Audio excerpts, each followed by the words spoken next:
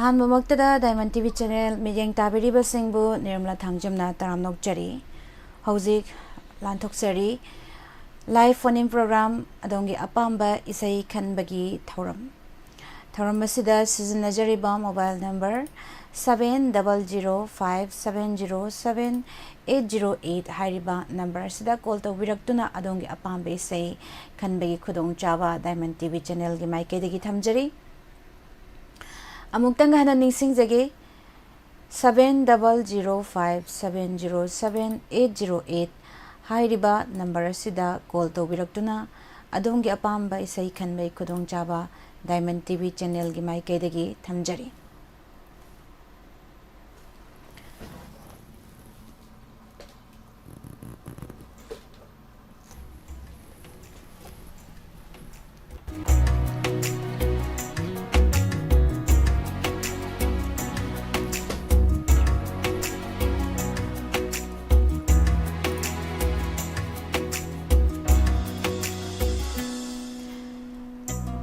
ꯂꯥꯏꯚꯇ ꯂꯦꯡꯁꯤꯟꯕꯤꯔꯛꯂꯤꯕ ꯒꯤꯇꯥ ꯗꯦꯕꯤ ꯇꯔꯥꯝ ꯅꯣꯛꯆꯔꯤ꯫ ꯒꯨꯗ ꯑꯥꯐꯇꯔꯅꯨꯟ ꯊꯥꯒꯠꯄ ꯐꯣꯡꯗꯣꯛꯆꯔꯤ꯫ ꯉꯁꯤꯒꯤ ꯑꯍꯥꯟꯕ ꯀꯣꯂꯔꯁꯤ ꯀꯅꯥꯅꯣ ꯍꯥꯏꯕꯗꯨ ꯃꯌꯥꯝ ꯄꯨꯟꯅ ꯌꯦꯡꯃꯤꯟꯅꯁꯤ꯫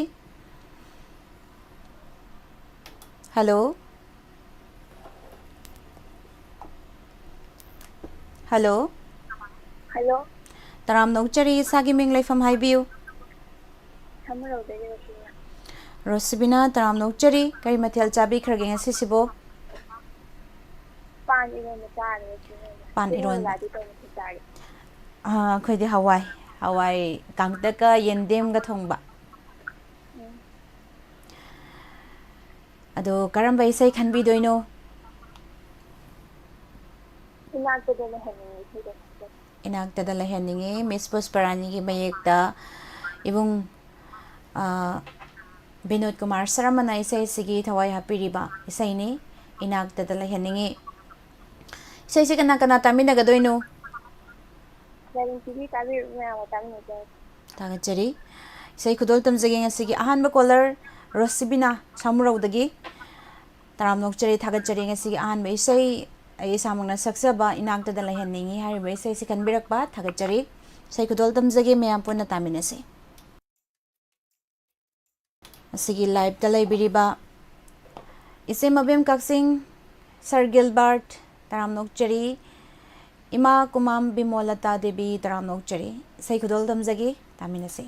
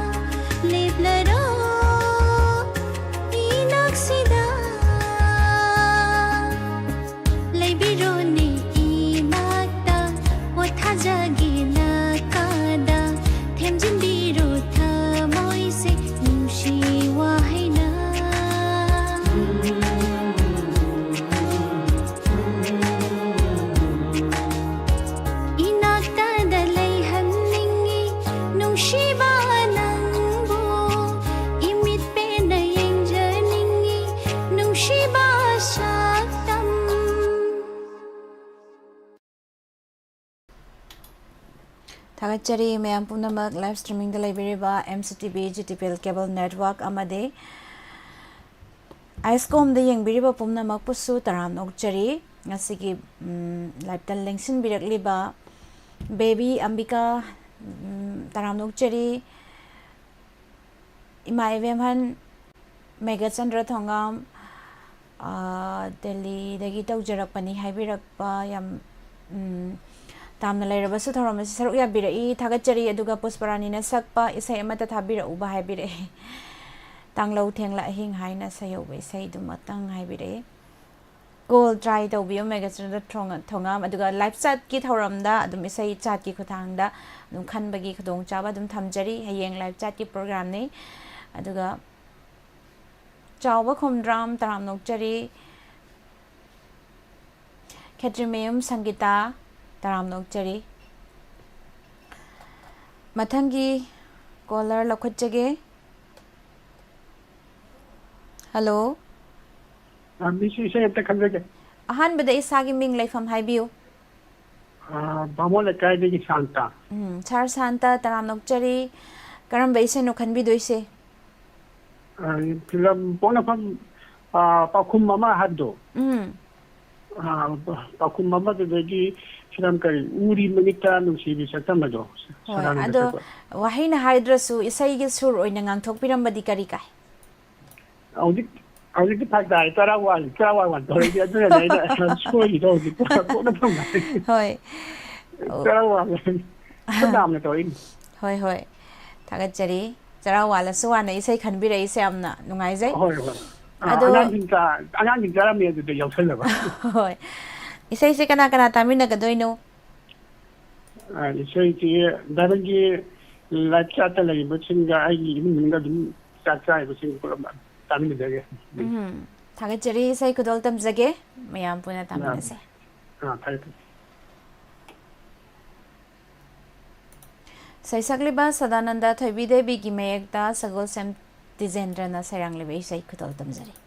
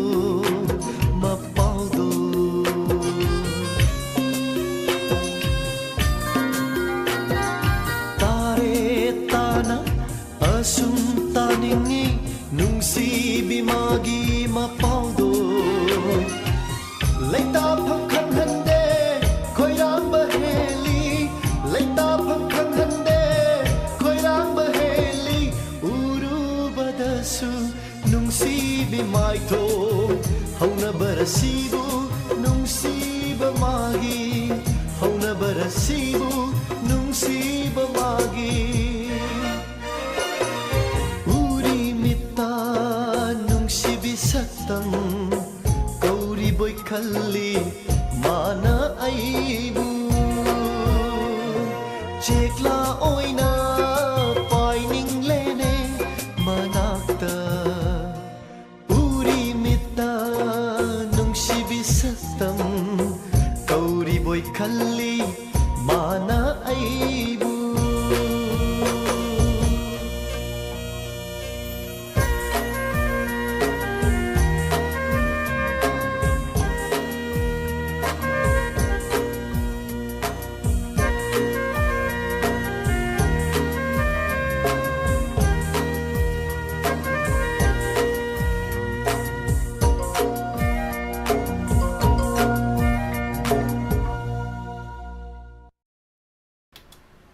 ꯊꯥꯒꯠꯆꯔꯤ ꯃꯌꯥꯝ ꯄꯨꯝꯅꯃꯛ ꯌꯦꯡꯁꯤꯟꯕꯤꯔꯛꯂꯤꯕꯁꯤꯡ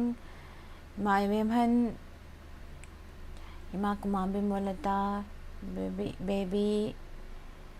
ꯇꯔꯥꯝꯅꯣꯛꯆꯔꯤ ꯑꯝꯕꯤꯀꯥ ꯁꯥꯔ ꯒꯤꯜꯕꯥꯔꯠ ꯏꯃꯥ ꯏꯕꯦꯝꯍꯟ ꯂꯥꯡꯂꯦꯟ ꯇꯣꯝꯕꯤ ꯏꯆꯥ ꯅꯤꯔꯃꯂꯥ ꯍꯣꯈꯣꯏꯃꯨ ꯍꯥꯏꯕ ꯏꯁꯩꯗꯣ ꯑꯃꯨꯛꯇ ꯁꯛꯄꯤꯔꯛꯎ ꯍꯥꯏꯕꯤꯔꯛꯏ ꯏꯃꯥ ꯂꯥꯡꯂꯦꯟ ꯇꯣꯝꯕꯤ ꯌꯦꯡꯖꯒꯦ ꯍꯣ ꯍꯣ ꯈꯣꯏꯃꯨꯁꯦ ꯑꯩꯅ ꯌꯥꯝ ꯇꯣꯏꯅ ꯁꯛꯄ ꯏꯁꯩꯗꯤ ꯑꯣꯏꯖꯩ ꯆꯥꯎꯕ ꯉꯥꯔꯤꯌꯥꯝꯕꯝ ꯇꯔꯥꯝꯅꯣꯛꯆꯔꯤ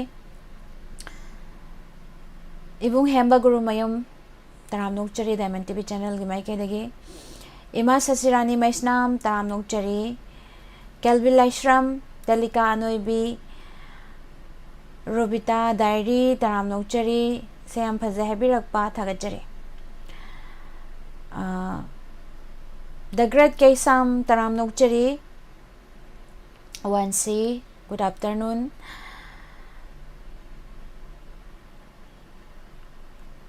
ꯁꯤ ꯑꯩ Santa ꯇꯔꯥꯝꯅꯣꯛꯆꯔꯤ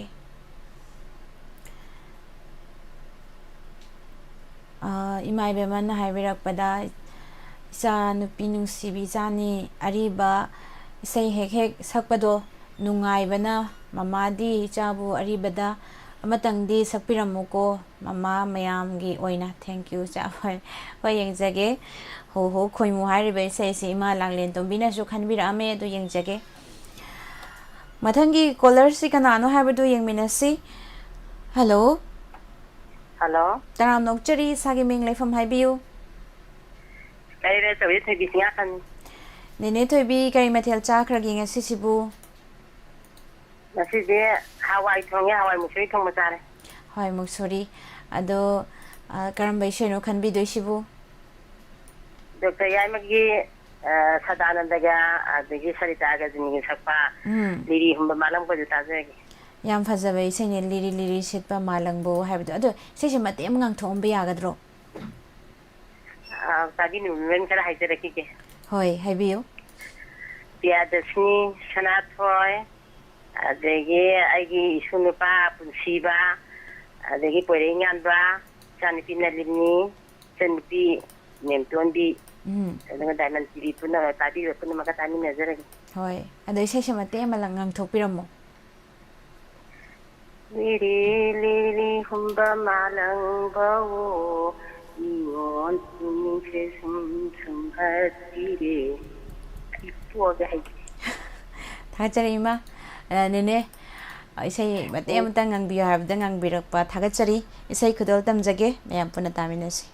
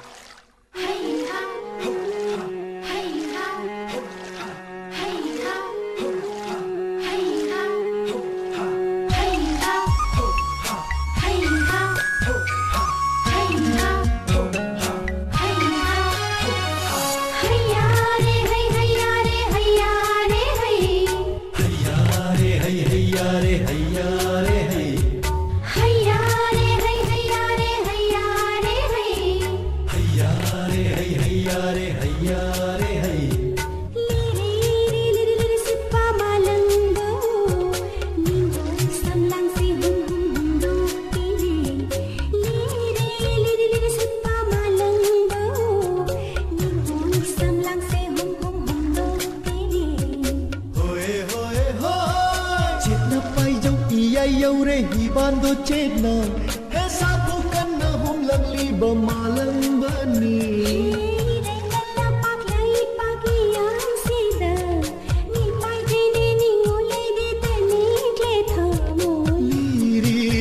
Sippa malang bao ni ho sam lang se hum hum do pinu hayya re hay hayya re hayya re hay hayya re hay hayya re hayya re hay hay hay hay hay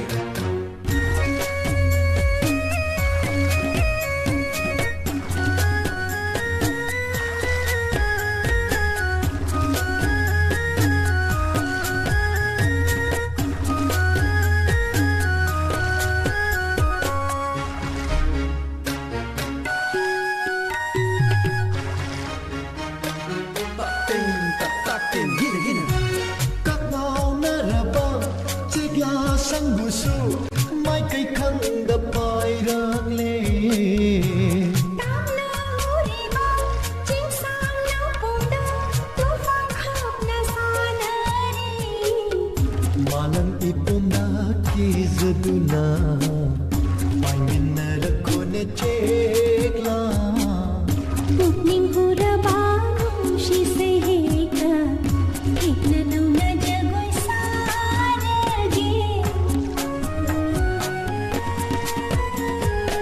Liri sippa malang ni ho sam lang se hum hum hum do pinu Liri sippa malang ni ho sam lang se hum hum hum do pire hayya re hay hayya re hayya re hay hayya re hay hayya re hayya re hay hay ha hay hay ha hay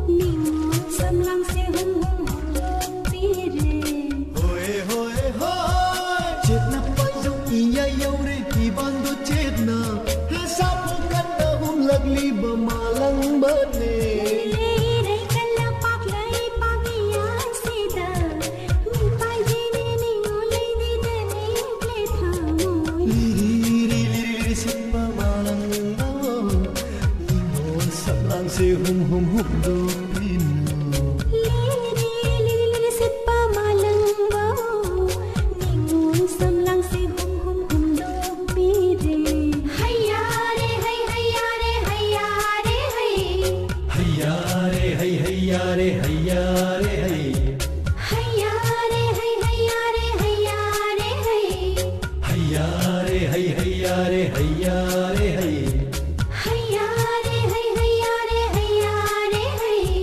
hayya re hay hayya re hayya re hay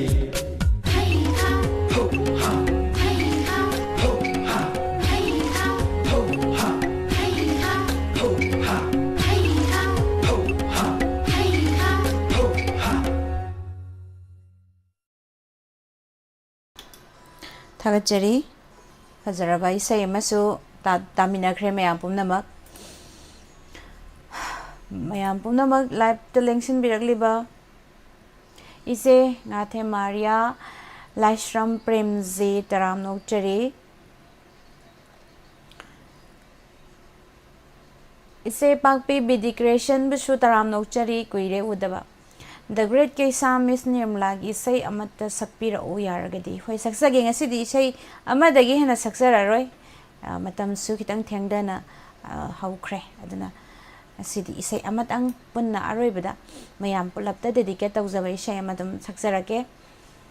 thagachari mayam pumnamak mathangi caller lokhachage hello hello taram nokchari sagi minglai from haibiu tawjadai ba ai se number sajing tiding degi hawai ba boto ba sari bo chawba kari mathel jabirage ngachigri hawai phang hawai thongba chabi haiba ado karam bai sai no khanbi doisibo lei amadagi choijainara gi samlang laktegi haribe sei do udinarayan na thakdo choijainara bi samlang laktegi lona yenglakpa yengduna yam phajabai sai ne do sei se kana kana tamina ga doino mayam pulam no oina tamina ga diamond tv ge yeng di ba mayam pulam no oina hoi thagachari sari bo chawba kudol tamjage mayam puna tamina se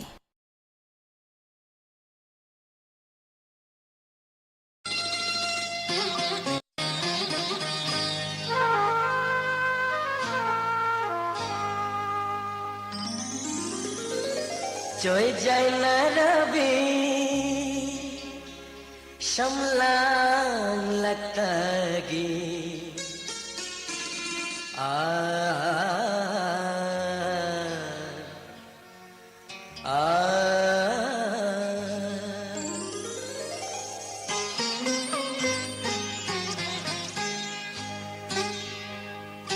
joy jai na rabi shamlang latagi lona yang lakpa mitien duna kari paukhono channing leva joy jai na rabi shamlang laktagi lona yang lakpa mitien duna kari paukhono channing leva gulab mandi chimbana karamba haino umliba ngau halle aibu laita pham khandana ngau halle aibu laita pham khandana ngau halle joy jai na rabi shamlang laktagi lona yang latpa mityen duna kari paukhono channing leva kari paukhono channing leva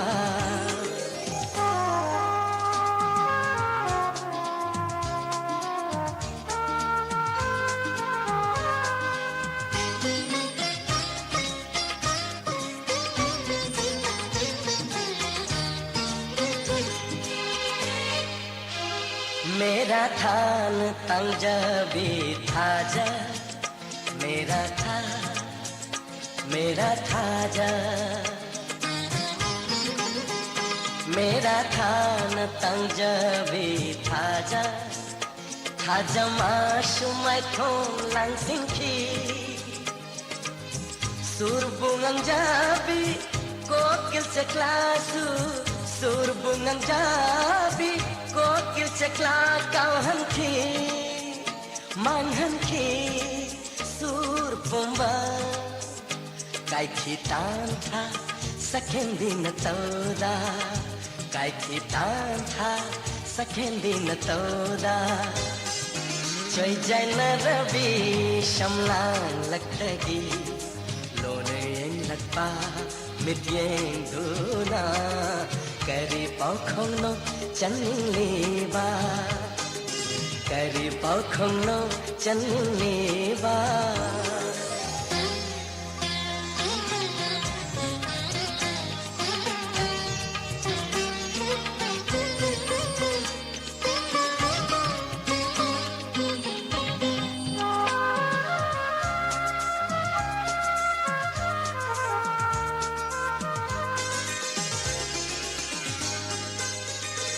Hamamba ahinda baruni cingdonda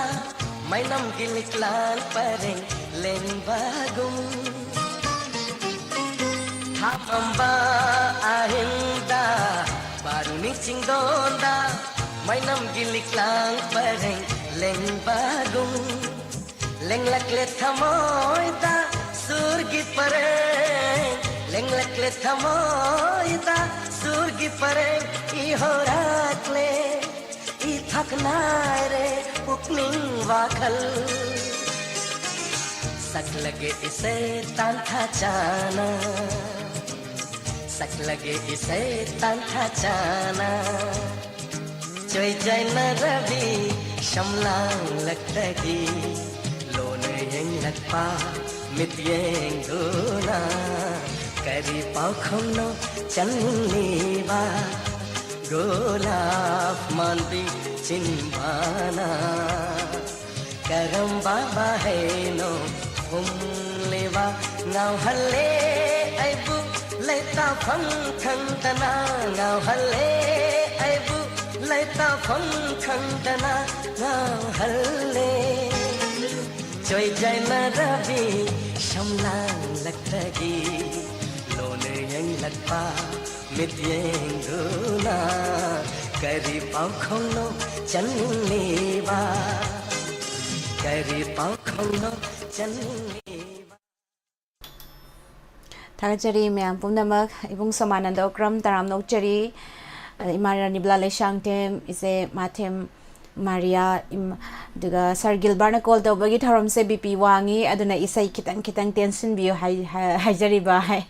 hoy yengjage matung tarak bada Purnima seram taram nokchari tomten angomsa taram nokchari aduga ibung bim sensorong bam na Miss Nirmala gi hit song da zagi haiduna nongko bina chekla ngai bung ngai jari haibasi tadi sukau kau binuta pharu kai be asidi amma khatang saksage mayam pumna makta dedicate tau jawa subsin jaraga thagachari mayam pumna mak nasigi nongna changbirak liba seng busu bizen taram nokchari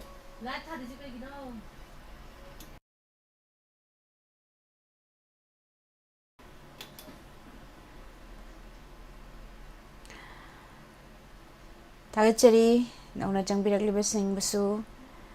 midi chara wana isai khan bada pungphang da phangi tha saribo chawbo hoi laibak se yam phai laibak phora mu paklam da wale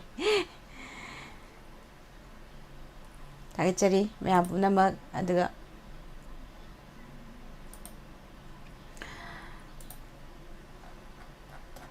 mathangi caller ma lokachigi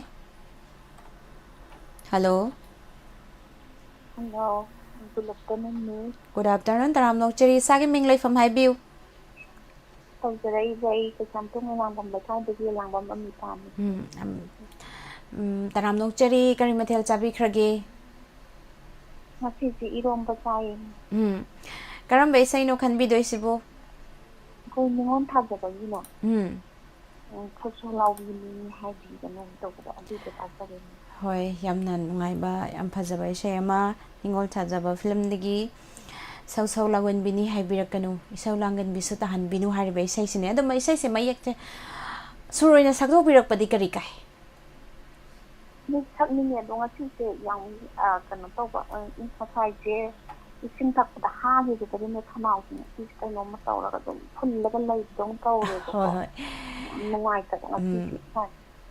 phabiro adusu unma dum tamina cha de hoi thaga chari sai kudol tamjage myam puna taminasi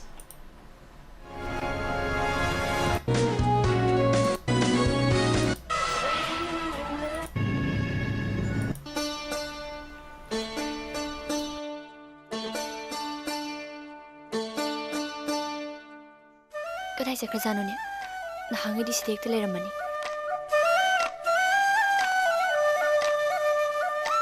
Ima khangemi kaisa ge ngok sinai no Nungsidin laknabunida adoishu nungshirga bu sumai laknabra nungsidem ta aingonde ga kawbir kanu masak asiga adudani ain hek saurido nangonde ne haise kemte khangdoi mong da tumine ga laisini ne Sâu sâu lau gần vì nắng sau gật khi nu Ping gật khi nu nắng tập thật khó nè Nung shi bagi adu lakna bani Karigi sâu sâu lau riba ꯀꯔꯤꯒꯤ ꯏꯁꯧ ꯂꯥꯡꯂꯤꯕ Sâu sâu lau bini hai birakanu Isau langan bisu tahan binu Nushiragathina chaina bara Adugi sâu sâu lau rine Adugi isau langliba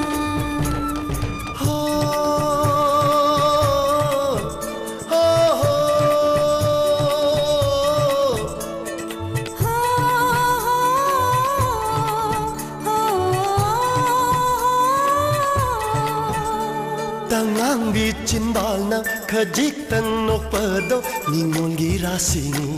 पाखंगना चाक जबा Nushigi wahaina thamoy bo them jinba pakhangi magunni ningol na pamjaba चिंबालना करीबु हायरुनी थमोयना अदुक नुंसीरबा lon thokna thamoy gi wahaibo karamna thajaba ngani होमुन्ना तारो हायरगे नासोन पिकना तमलगे नासोन पिकना हायरगे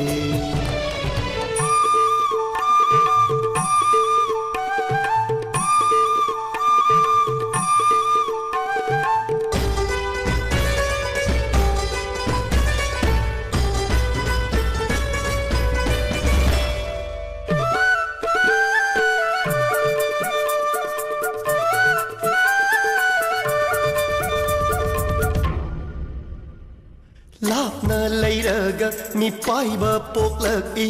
नकना लैरदि नुंसीबा हेनगतली thapna lairaga nushiba hengatli nakna lairaga shauning baheline करम्बा नुंसीगी इहुलना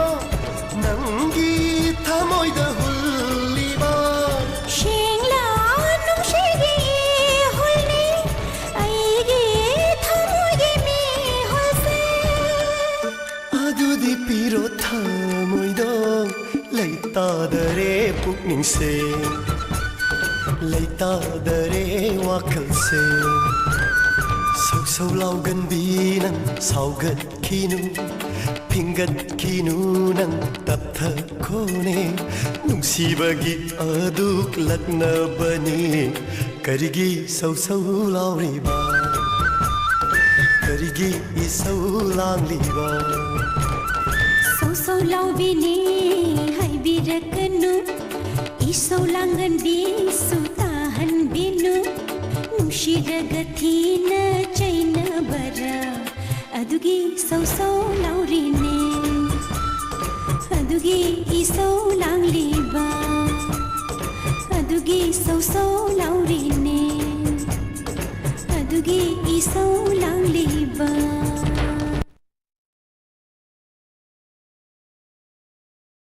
Thagachari mayam pumnamak PK Health taramnok chari good afternoon yes na mangang taramnok chari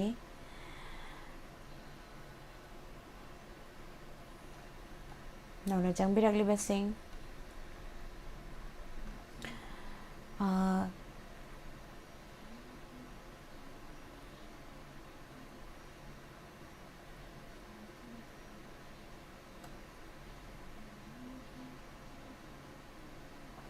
Thagachari mayam pumnamak Bobby haubam taramnok chari mathangi caller mula khochege Maction Wangkhem taramnok chari amashung Diamond TV yengbiriba pumnamak taramnok chari habirai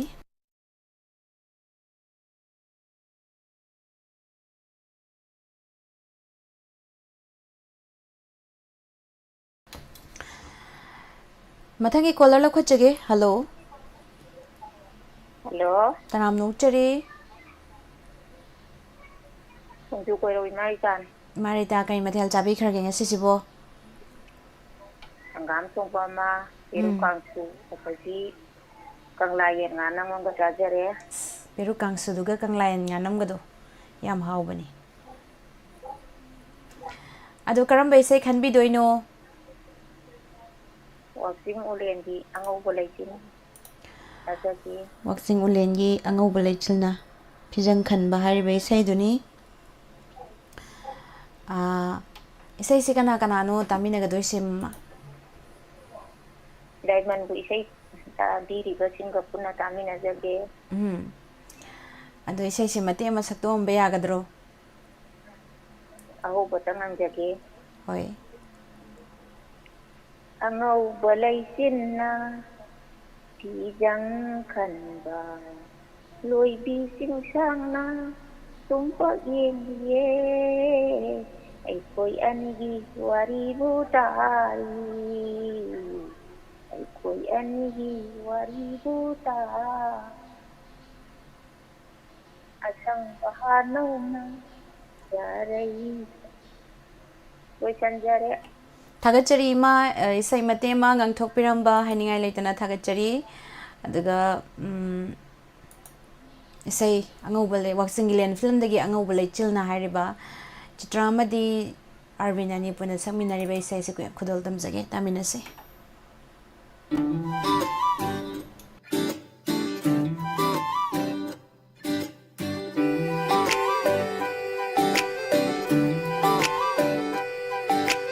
ꯑꯉꯧꯕ ꯂꯩꯆꯤꯜꯅ ꯐꯤꯖꯪ ꯈꯟꯕ ꯂꯣꯏꯕꯤ ꯆꯤꯡꯁꯥꯡꯅ ꯇꯨꯝꯄꯛ ꯂꯦꯞꯂꯤ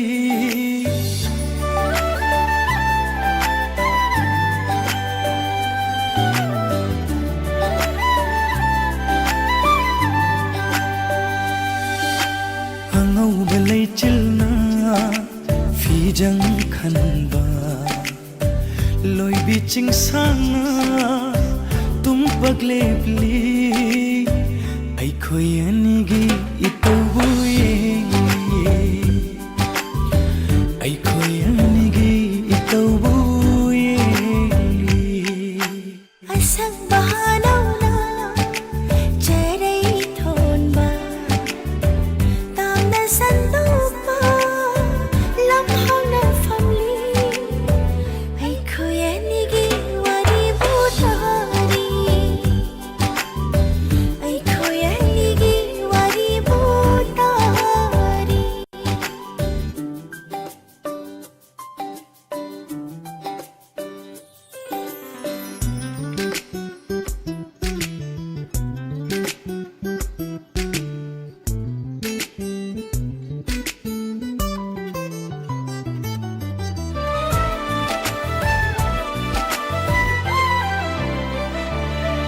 ꯀꯣꯔꯧꯒꯤ ꯃꯉꯥꯜꯅ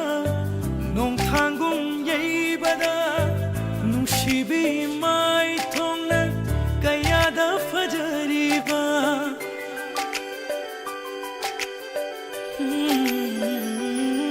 ꯀꯣꯔꯧꯒꯤ ꯃꯉꯥꯜꯅ ꯅꯣꯡꯊꯥꯡꯒꯨꯝ ꯌꯩꯕꯗ ꯅꯨꯡꯁꯤꯕꯤ ꯃꯥꯏꯊꯣꯡꯅ ꯀꯌꯥꯗ ꯐꯖꯔꯤꯕ ꯂꯣꯏꯁꯤꯟꯈꯤꯗ꯭ꯔ ꯄꯥꯝꯃꯨꯖꯩ ꯅꯨꯡꯉꯣꯜꯍꯟꯕ ꯃꯤꯀꯨꯞꯁꯦ ꯂꯣꯏꯁꯤꯟꯈꯤꯗ꯭ꯔ ꯄꯥꯝꯃꯨꯖꯩ ꯅꯨꯡꯉꯣꯜꯍꯟꯕ ꯃꯤꯀꯨꯞꯁꯦ ꯑꯩꯈꯣꯏ ꯑꯅꯤꯒꯤ ꯋꯥꯔꯤꯕꯨ ꯇꯥꯔꯤ ꯑꯩꯈꯣꯏ ꯑꯅꯤꯒꯤ ꯋꯥꯔꯤꯕꯨ ꯇꯥꯔꯤ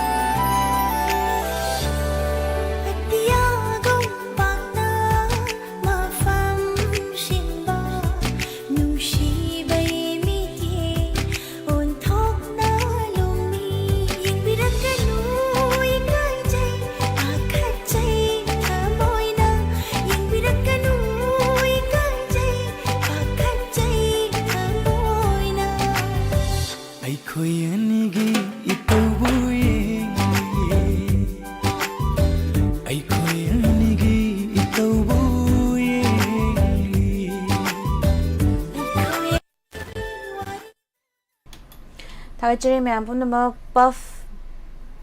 Warrior Saitaras taram nokchari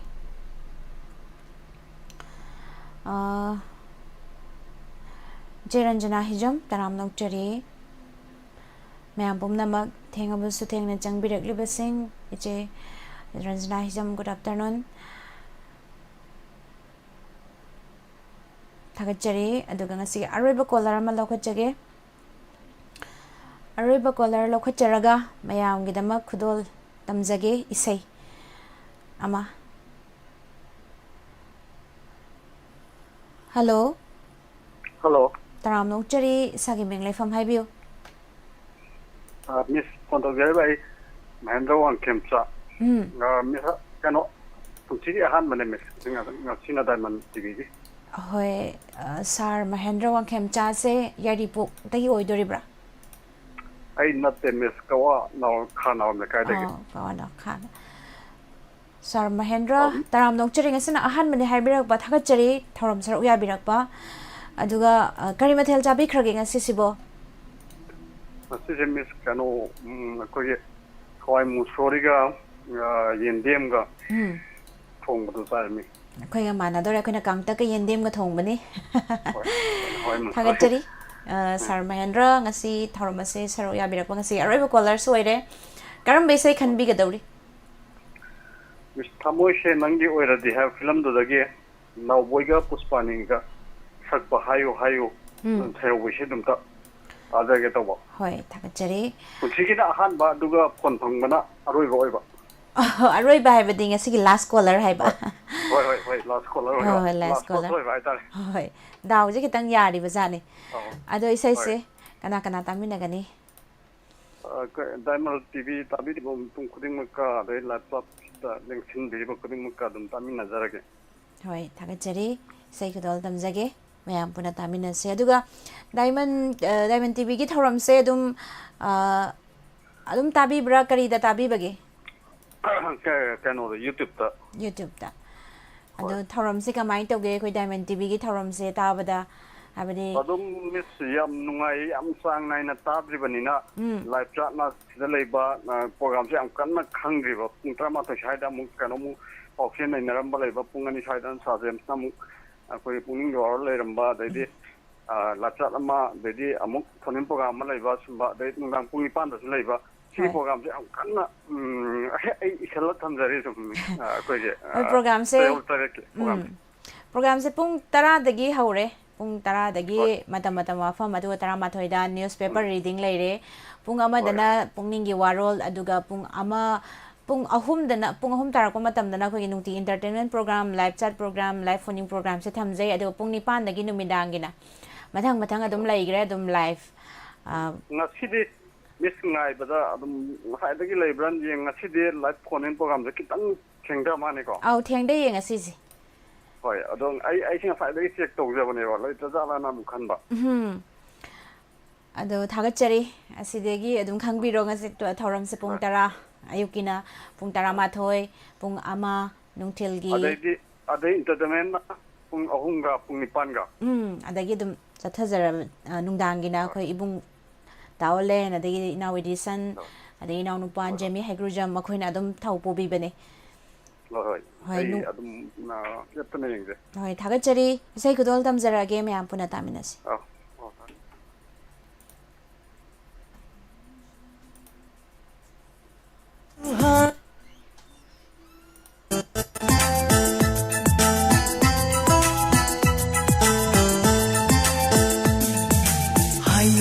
Hayu, nungsi mukte di hayu.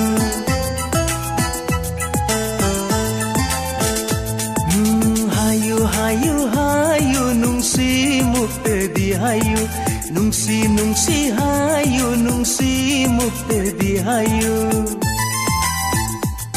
Ningthira bi maitho, tabar bi chinbande. Hayu, nungsi mukte di hayu. Nungsi hayu, nungsi mukte hayu.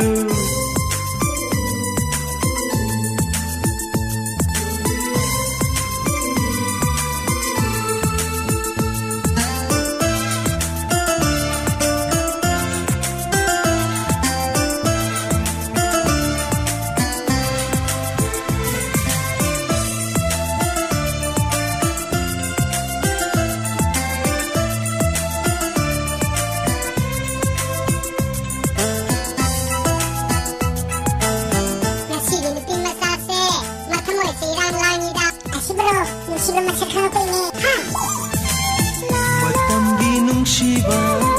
apam apamba pondoklo jingnaba laitana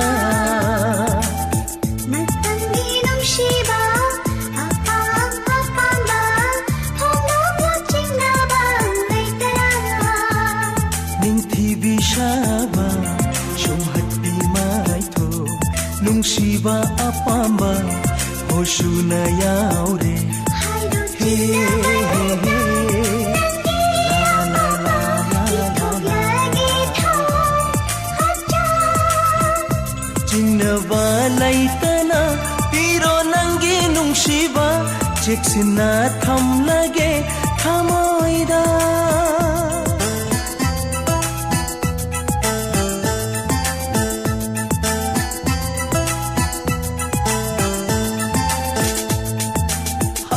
hayu hayu nungshi muktadi hayu nungshi hayu nungshi mukta hayu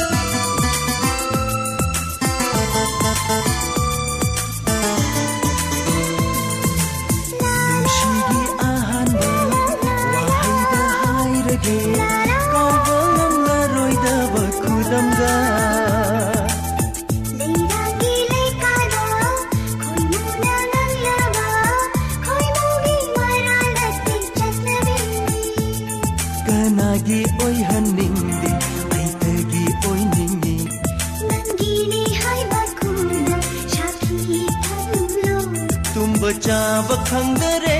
nangi nungsi wakhalda angauba oire aigi punsi tumba chaba khangdare aiso nungsi wakhalda angauba oire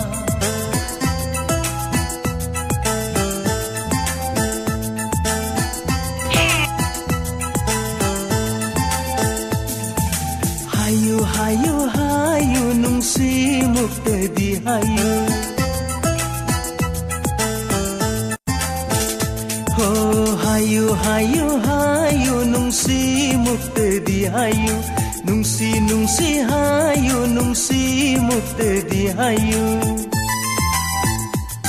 ninthirabi maithom tabarabi chinbalde hayu nungsi muktadi hayu nungsi hayu nungsi mukta hayu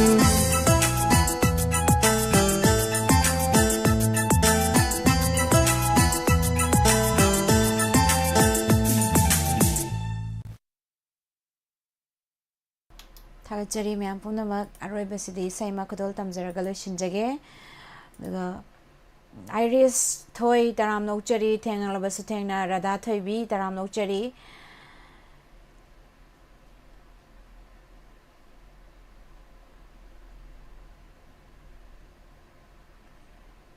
Iris Thoi di adum changbaga Miss Pusparani adum kaubane ngonda adunane magise khangira khangsinadri ramadi tawre Thagachari Maipak Mai Taram Nokchari Ima Kumam Bimolata wo khoimu sak lak dabadu ningsing la Sar Santos sakminabadu hoi Sar Santos na inakta phamaga sakibadu Thagachari mayamda kudol damjage asid thengna changbirak pasing busu Taram Nokchari Say sakpiro hai kiba ima langlen tombina so say sakpiro hai kibani ho khoimu hai be say jam to sakpiro haina kadol damjage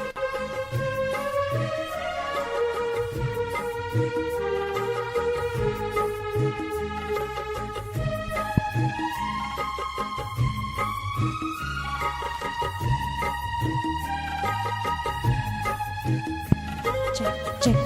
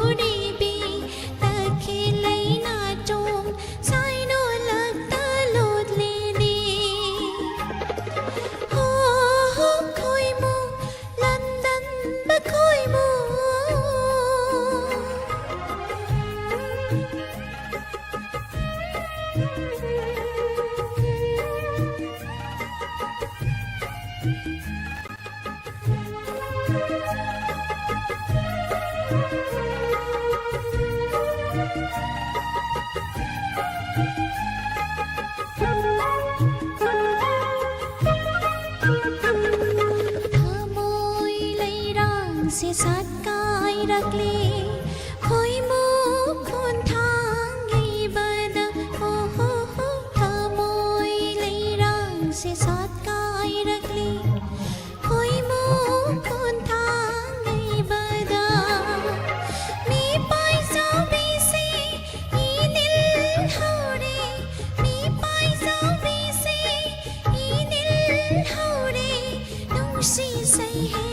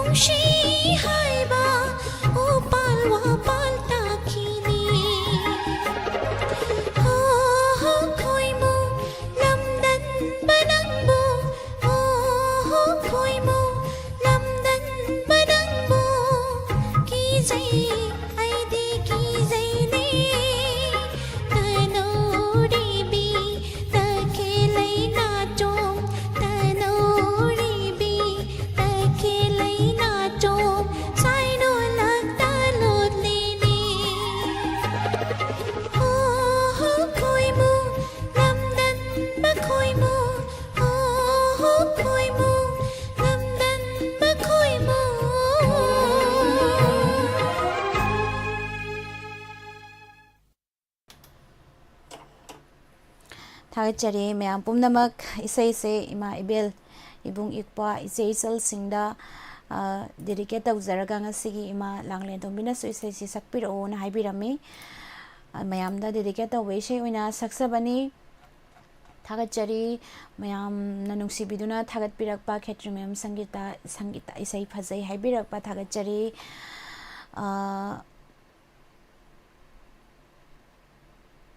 Bobi hobum phonapu phajari ne noi mingse amada korosu ama anima khumya ba haibir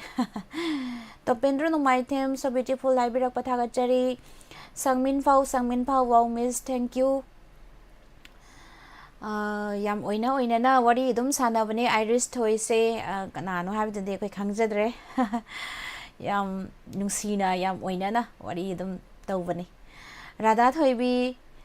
Taram no Cherry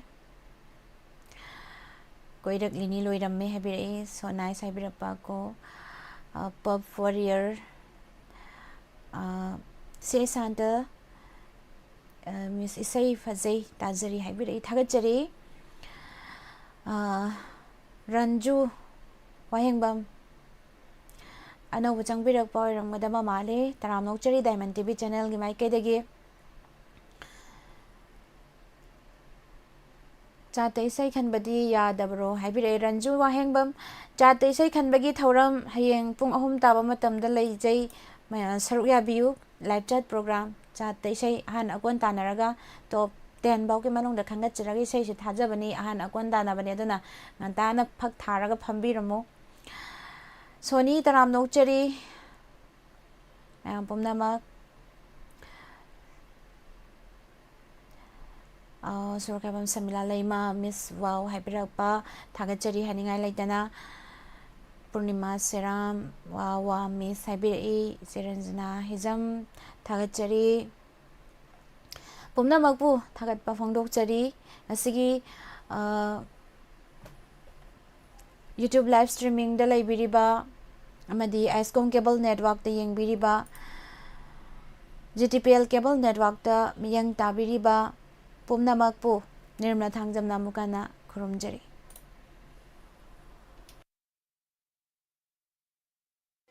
Miyam punamakta nungairaba paujel amatang pijari Wangjing Lamding Bazar da leba Life Care Diagnostic Center asigi November gi tang amadagina ani phawbagi oina ayuki pung 10 dagina pung ani phawbada special offer oina free consultation loinana blood sugar test tobagi khudong chaba pijari masi khakta natana all clinical laboratory test ki damakta 30% gi discount pijari ngasi ngasi ma khudong chaba selobiyo akopa marol gi damak 700-537-8820 amukana 700-537-8820 Pre-Health Checkup 8 Life Care Diagnostic Center, Wangjing Lamding.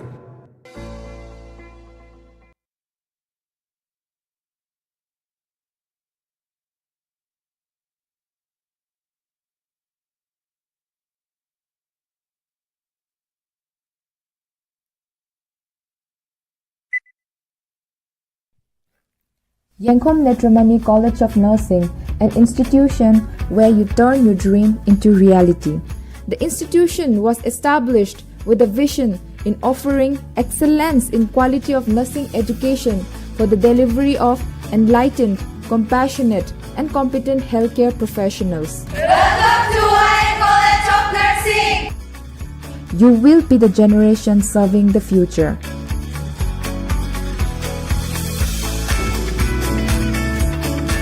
Every aspect is now moving at a faster rate than ever, be it education, work, technology, or even a lifestyle. Young mind needs to absorb the right information to deliver the best output for our society. We have educators with experience, broad mind, friendly, who can train to fight everything of anything for tomorrow's fast-changing world. Our institution has well-stocked international and national book references along with e-library facility. We provide modern infrastructure, spacious classroom with aided projectors.